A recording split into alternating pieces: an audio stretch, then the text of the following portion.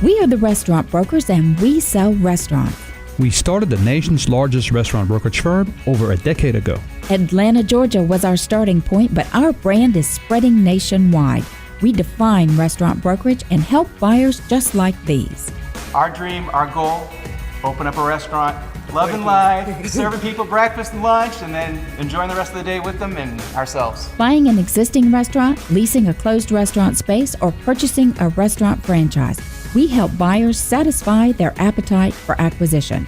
I'm part of a husband and wife team with this fella. Working with my wife has been a lot of fun. The ultimate goal for everybody here is to make this work. And because we have different strengths, we bring different angles to the deal. The process begins with our powerhouse website, WeSellRestaurants.com, where buyers sign online confidentiality agreements and browse restaurants for sale. Then we send buyers undercover to check out a restaurant and decide if it's the right one for them. Buyers get our proprietary business analysis tool with all the financial details on the business for sale. After studying the restaurant inside and out, it's back to our office. We are deal makers. We write contracts and negotiate terms for buyers and sellers. That's why we sell more restaurants than any other firm in the nation. We are the restaurant brokers. Our name says it all.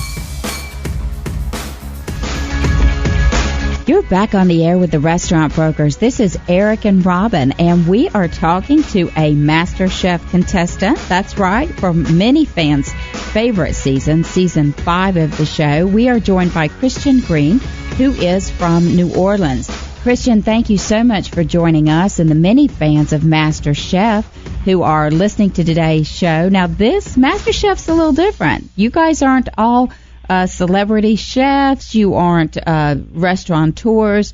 You're kind of non-professional guys that whip it up in the kitchen and then make it onto a network television show. What was it like to have a camera on you as you were serving up a recipe to folks who were judging like Gordon Ramsay? Well, honestly, it really wasn't much of anything to me because growing up as a kid, my uncle always kept the camera on us and whatnot. So, I have an Aunt Ethel like that. That's so funny.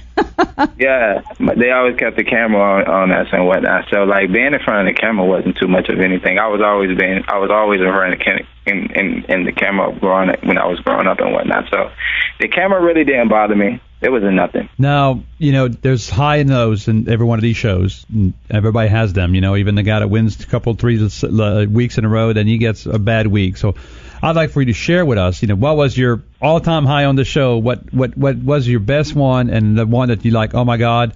Wish I had that one back. Yeah, I wish I'd had one back. Share with us. All-time high. I had plenty of them. I don't know. It was a lot because I was very outspoken and the camera always stayed on me as I watched the season and whatnot. But I think my all-time high was when me and Willie worked together on a dim sum. And the chef, what did the judges thought there was out of this world? Is that what was the highest praise you can get, I guess, on the show? Oh, that wasn't the highest praise. That was one that I can change. But as far as the highest praise, I have 2. When I won the mystery box for the blackened salmon and I filleted the fish, and when I made the gumbo. Oh, see, you did New Orleans proud with that gumbo then, right? Yes, ma'am. I did it in 40 minutes. Wow. So the dim sum was the one that you wish you had back with Willie. I guess that was a little too far outside the comfort zone, or? Nah. It was just too much. Too much. Okay, so you talked about this brand, Food, Fashion, Taste, and the hashtag FFT. So if we fast forward 5 years, 5 years ago, no one had heard the name Christian Green. Now, many, many people know that name and saw you on MasterChef. So let's fast forward 5 years into the future. Where will you be? Where will that brand be? What is your dream from having made it to a network TV show? How will that catapult you into the future? 5 years, where do I see me? That's your question, right? Yes. Oh, okay. 5 years, I already set one goal. I want to be a millionaire. Uh-huh. Of course. And I feel that, being a millionaire is not just because of the money. It's just more so from what I've came from and the hard work that I put in, Now, I definitely want to see my brand, Food, Fashion, Taste on a global level. I want to be an icon of myself as well in the food industry. You know, owning my own knives, owning my own Tupperware, you know, definitely having my own franchise of food trucks and whatnot, and also working on my 6th restaurant adventure, you know, somewhere in the United States and whatnot. And just enjoying life and loving food and just keep working, you know, because, you know, my past is my past and my future is my future. And what I see now, I know it's something greater. It's probably not just here yet, but I just feel it coming. So I just keep God first, and I just keep doing what I got to do. Well, these are great goals, and we definitely will be behind you and watching you, hopefully reaching your goals in the future. And how are some of the learning points that from the show that you learned? What are things you learned from the show that are going to help you getting to where your goals are taking you in the next few years? Well, more so being on the show for that period of time, listening, just replaying what Ramsay said. You know, you was born to cook. You know, you're good at what you do. And it helped me be humble. It has humbled me in such of a way where, you know, all I have to do is be focused and just take my time and whatnot. And, you know, the things will come. Things will fall into place. So have a great execute, be patient, believe in yourself. Definitely. Okay.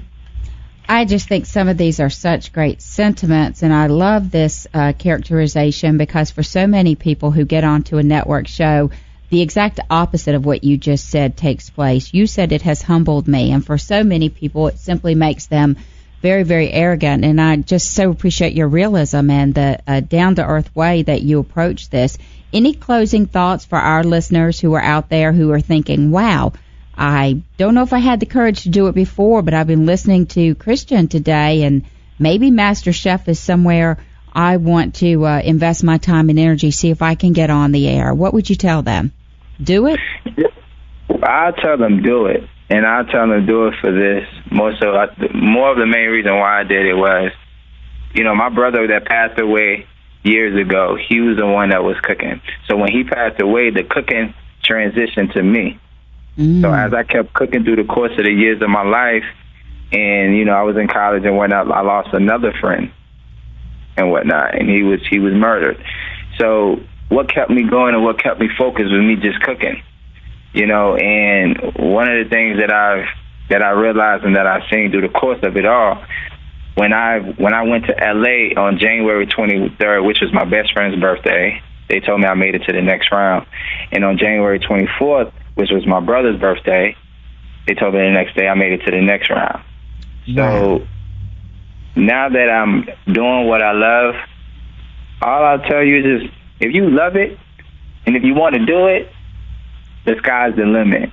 Just do it. You only live once, and you don't want to live your life with regret. So do what you do. Love what you love. I'm a living witness. I love those sentiments. We have been on the air today with Christian Green, who is one of the favorites from MasterChef Season 5, who has been sharing so much about his personal story, what this show has meant to him to make it to national television, and what it's going to mean to his future, with lots and lots of great information for all of our listeners. Remember, you can find us online at WeSellRestaurants.com. Listen to this show in the future at that website. Take a moment, like us on Facebook. We're at Facebook.com/WeSellRestaurants. Our Twitter handle is @SellRestaurants. Look for us to be following Christian there as well. Back in one moment.